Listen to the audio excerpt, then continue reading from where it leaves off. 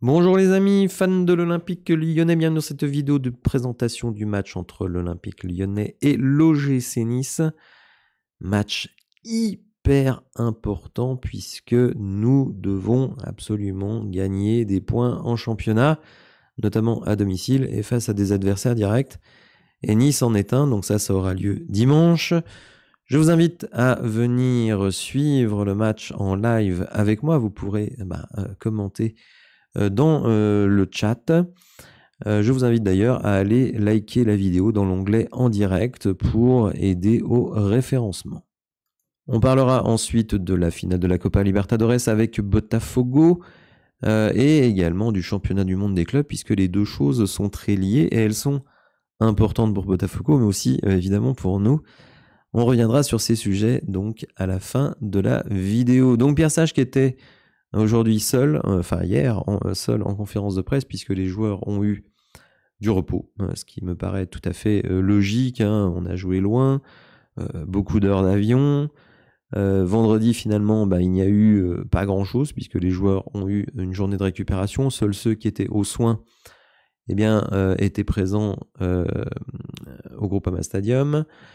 Ou à l'OL Training Center pour donc des soins, de la récupération, etc., notamment ceux qui n'ont pas joué.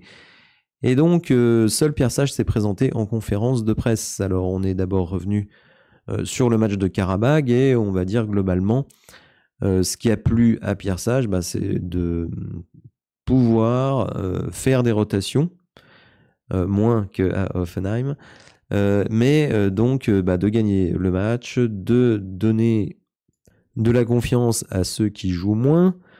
Ça lui a aussi donné des infos sur certains joueurs, notamment, je pense, Tessman et Verretou, dont on se rend compte qu'ils ne peuvent pas être alignés tous les deux en double pivot devant la défense. Clairement, ça ne fonctionne pas.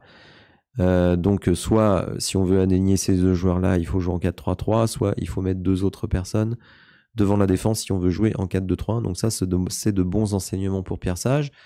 Évidemment, la réussite incontestable de Georges Mikotadze dans ce match, dont le deuxième but démontre qu'il a vraiment pris confiance. Donc ça, c'est très bien. On a vu aussi des entrées intéressantes, notamment celle de Saïd Benrahma. Alors c'est vrai, Saïd Benrahma, c'est un peu alternatif dans les prestations. Mais en tout cas, je trouve qu'il a vraiment donné des bons ballons quand il est rentré, même si je ne le trouve pas dans une condition physique absolument parfaite. Alors, beaucoup de jeunes joueurs ont joué ce match, donc forcément ça donne du repos, notamment à Lacazette, ça c'est une évidence. Et évidemment revient en permanence le débat Lacazette, Mikotadze, l'un ou l'autre, ou les deux. Bon, on a vu que les deux, ça ne fonctionnait pas. Lacazette, évidemment, est l'option numéro 1. C'est quand même le capitaine de l'équipe, quelqu'un qui nous a mis des kilos de buts sur les 2 saisons précédentes, mais qui est quand même en difficulté cette saison. Problème d'efficacité, un peu, je dirais, en difficulté dans le jeu. Et donc, chez les supporters, alors peut-être pas dans la tête de Pierre Sage, ce qui est quand même l'essentiel pour les joueurs, mais chez les supporters, quand même une petite musique qui commence à résonner. Est-ce qu'il vaudrait mieux pas débuter Mikotadze et utiliser Lacazette en rotation? Alors pour Pierre Sage, évidemment, c'est très difficile parce que Lacazette, donc capitaine de l'équipe, c'est quelqu'un de très influent. Et évidemment, le sortir du banc, ce serait quand même un énorme déclassement pour lui. Ce serait peut-être la meilleure solution pour l'équipe, mais bon, c'est pas évident comme décision à prendre. Donc moi, je pense que ce sera Lacazette qui va encore débuter. Néanmoins, je pense que Pierre Sage n'hésitera plus à faire des rotations plus tôt dans les matchs, à faire rentrer Mikotadze beaucoup plus tôt. Parce que là, sur les récents matchs, il rentrait à la 78e, à la 80e. Vraiment, vous n'avez pas le temps de faire quoi que ce soit. Donc là, ce serait pas déconnant qu'il rentre à la 60-65e si Lacazette n'est pas dans un grand jour. Bon. Pierre Sage, évidemment, fête aussi sa première année à la tête de l'Olympique Lyonnais. Rappelons quand même qu'il nous prend dans les tréfonds du classement, nous amène en Coupe d'Europe. Actuellement, pas très loin du top 3, même si il va pas falloir continuer à faire des matchs nuls et enfin prendre des points. Et il dit qu'il a envie de rester de manière prolongée, s'inscrire dans la durée, car il aime le club. C'est un club important pour moi, dit-il, et qui mérite qu'on l'aime. Donc, voilà, il espère rester là, s'inscrire dans la continuité, parce que je pense que Pierre Sage, c'est quelqu'un qui a envie de bâtir quelque chose. On le voit dans le jeu, des progrès, certes, lents, je trouve, mais bon, la volonté d'aller chercher haut, le pressing, le contre-pressing, etc., ça se met en place. Moi, à titre personnel, je pense que on n'a pas forcément les joueurs pour faire ce style de jeu. Je trouve que nos joueurs ne sont pas très athlétiques, et je pense que c'est pour ça qu'on a du mal à maintenir sur une durée très longue le pressing haut, le contre-pressing, et que parfois on laisse des espaces qui permettent à l'adversaire de s'exprimer, de mettre des buts. C'est mon interprétation, je sais qu'elle est très minoritaire, mais ce ne serait pas la première fois que je suis minoritaire et je l'assume pleinement. Alors justement, il a été interrogé sur le tandem ou le tandem, je dirais, alternatif ou ensemble de Mikotadze et Lacazette, et lui il dit on n'a pas de problème d'avant-centre, je sais que s'il ne marque pas lors d'un match, on va revenir sur le sujet. Ils ont joué ensemble, puis l'un et l'autre seul en pointe. Avec ces deux joueurs, c'est une force. Georges marque 2 buts hier, et on peut se dire qu'il doit enchaîner, mais il y a aussi un joueur qui n'a pas joué et qui est frais. On a 2 solutions qui sont bonnes toutes les deux, oui, c'est vrai, mais bon, à un moment donné, il faut faire des choix, mais je le répète, ce n'est pas facile de mettre Lacazette sur le banc. On l'a interrogé évidemment sur le match de Nice. L'important, c'est ce qu'on va dégager dans le match, comment on va le débuter. Ils sont devant nous au classement, ils vont venir dimanche avec l'idée d'être compétitifs comme nous. Avec Francaise, on s'est affronté 2 fois en Ligue 1 et ça s'est soldé par 2 victoires pour lui. Alors c'était quand Francaise était coach de Lens. C'est quelqu'un que je respecte beaucoup. Son équipe a une idée et une identité de jeu, la volonté d'aller vers l'avant et de presser haut. Alors, j'ai vu un certain nombre de fois l'OGC Nice cette saison, et autant on pouvait louer le jeu du RC Lens, qui finit quand même 2e du championnat il y a 2 saisons, quand même quelque chose. Alors avec aussi Seko Fofana et Openda en attaque, évidemment, ça change beaucoup de choses. Enfin, Fofana au milieu de terrain et Openda en attaque, donc évidemment, ça change beaucoup de choses. Mais là, cette saison, franchement, c'est très mauvais. Et alors, en Coupe d'Europe, alors là, c'est carrément à la limite du scandale.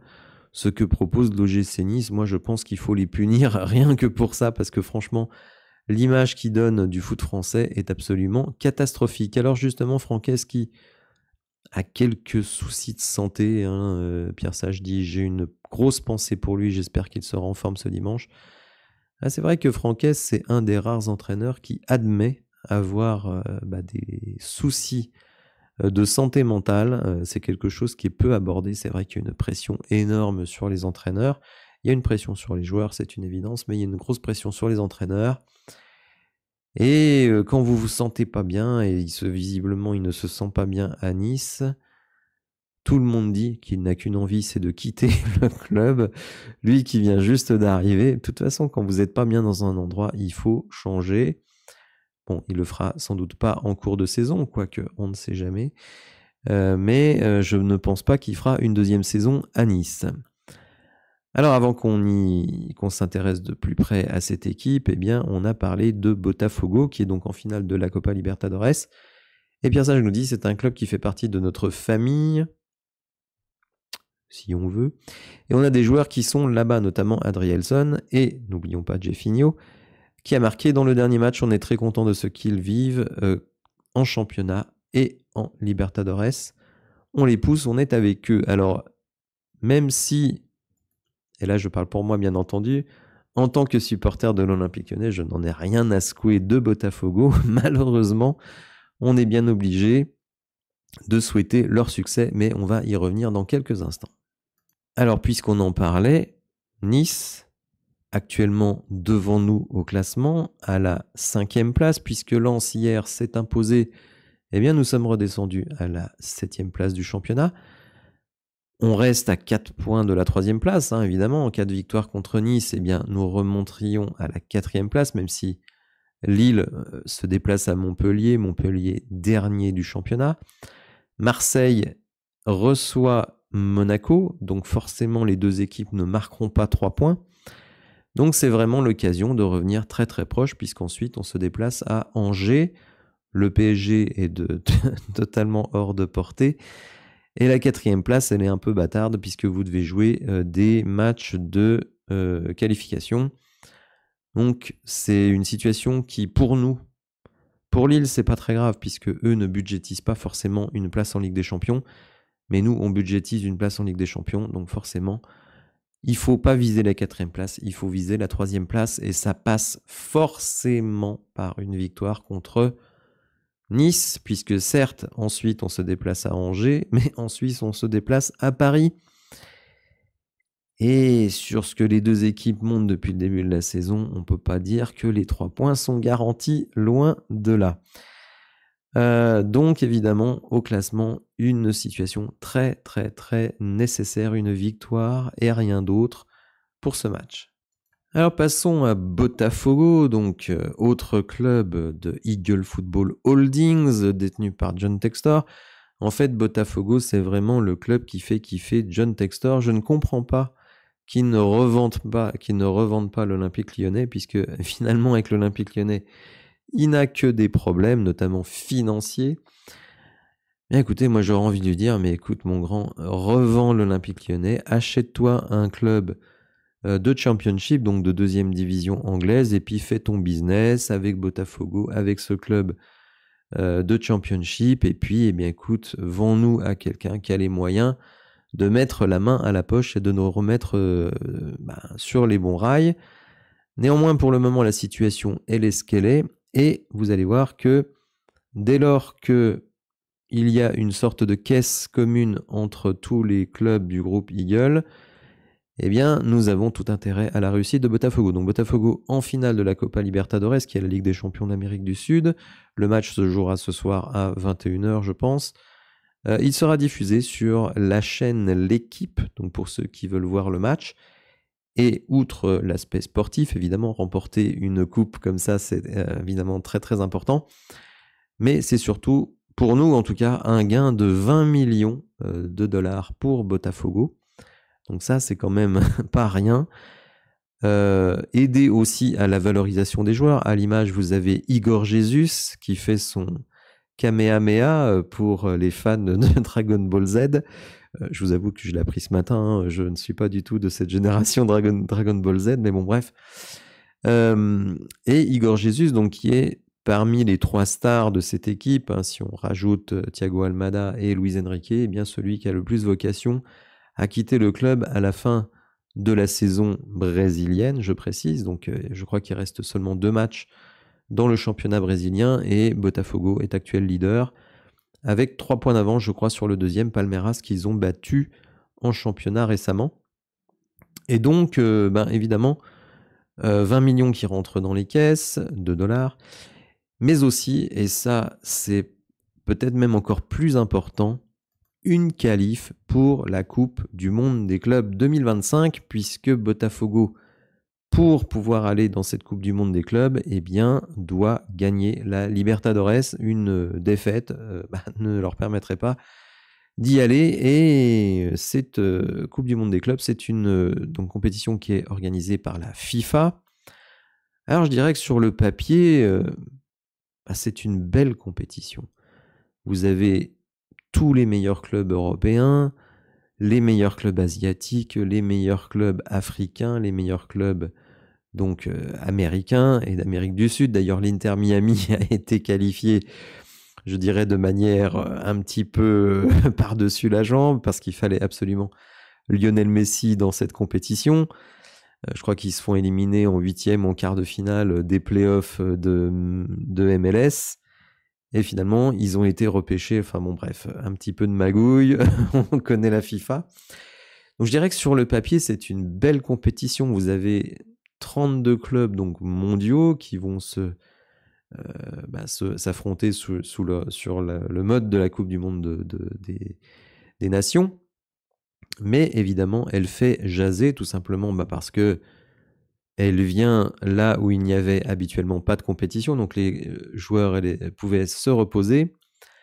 Elle intervient 2 semaines après la finale de la Ligue des Champions, donc entre la mi-juin et la mi-juillet. D'ailleurs, ça perturbe quelque peu aussi le mercato, puisque évidemment, il y a forcément des mouvements dans ces clubs, mais c'est vrai que voilà, on dit tout le temps, les joueurs sont fatigués, il y a beaucoup de blessures et ceci et cela, et on rajoute une compétition. D'ailleurs, l'actuel tenant du titre de la Ligue des Champions, le Real Madrid, via son coach Carlo Ancelotti, avait critiqué cette compétition avant de se faire taper sur les doigts par son président, puisqu'évidemment, eh bien, la simple participation à cette compétition devait rapporter 50 millions d'euros. Mais ça, c'était avant.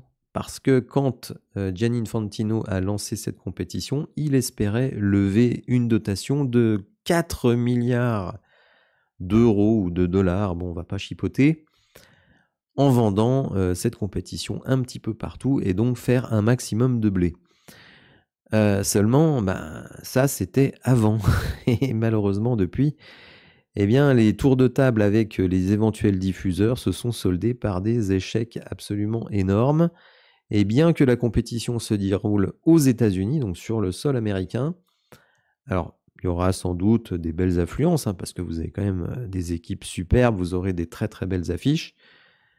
Mais pour le moment, en tout cas, peut-être que ça va venir, ça ne passionne pas les télés. Et donc, les dotations de 4 milliards, on en est très très loin. Donc finalement, les fameux 50 millions promis pour certains clubs, pas pour tous, les gros clubs européens, c'était 50 millions. Les clubs comme le Real, comme Manchester City, le PSG, etc., c'était 50 millions. Mais pour d'autres clubs, notamment éventuellement Botafogo, c'était beaucoup moins. D'ailleurs, John Textor, dans sa conférence de presse, a dit que cette compétition rapporterait entre 25 et 50 millions. Alors on va dire, aujourd'hui, on va plutôt être sur 25, je pense. Donc si on fait une addition très rapide, eh bien évidemment, les 20 millions de la Libertadores et les 25 millions de la participation, attention, si vous gagnez des matchs, vous avez des gains qui sont supérieurs, on arrive aux fameux 50 millions que j'ai mis dans la vidéo. Alors, ces 50 millions au moins, tout simplement parce que, par exemple, un Igor Jesus, qui plaît beaucoup en Angleterre, donc évidemment, les transferts vers l'Angleterre, c'est toujours des sommes très importantes. S'il fait un gros match ce soir, parce que finalement, ce match sera quand même très regardé, notamment pour les joueurs de Botafogo, Thiago Almada, Luis Enrique, Igor Jesus, peut-être Adrielson. Imaginez qu'Adrielson fasse un gros match. Eh bien, là aussi, ça augmenterait sa valeur. Imaginez que Jeffinho rentre, il vous met un doublé. Là aussi, ça augmente sa valeur. Donc forcément, tout cela est très très important. Et donc, on partait de 45-50 millions, on arrivera peut-être à 80, 100, 120, 150 millions. En tout cas, c'est le calcul que fait John Textor sur ce sujet. Donc, bon, n'hésitez pas d'ailleurs à me dire dans les commentaires si vous avez l'intention de regarder ce match. Moi, je ne serai pas supporter de Botafogo, mais par contre, je serai content qu'il gagne parce que ça nous permettra de remplir les caisses d'Eagle Football et donc de pouvoir nous permettre à nous de terminer la saison actuelle tranquillement et peut-être d'ailleurs de ne pas vendre autant de joueurs que ce que l'on croit, puisque beaucoup de gens pensent qu'on va vendre Ryan Cherki et Fofana. Moi, je n'en suis pas du tout convaincu. Pour Ryan Cherki, peut-être plus que pour Fofana. Donc tout ça, ça a un impact. Ça a un impact, même si nous, on s'en fout de Botafogo, de Molenbeek. Malgré tout, ça a un impact sur nous, donc on ne peut pas s'en foutre totalement. Donc les amis, écoutez, je vous souhaite un bon samedi. Vraiment, je vous invite à venir suivre le live avec moi, pouvoir chatter avec les autres supporters dans le chat demain, donc pendant le live. Olympique Lyonnais OGC Nice, évidemment, on espère une belle victoire de notre équipe. À demain les amis, et évidemment, allez l'OL.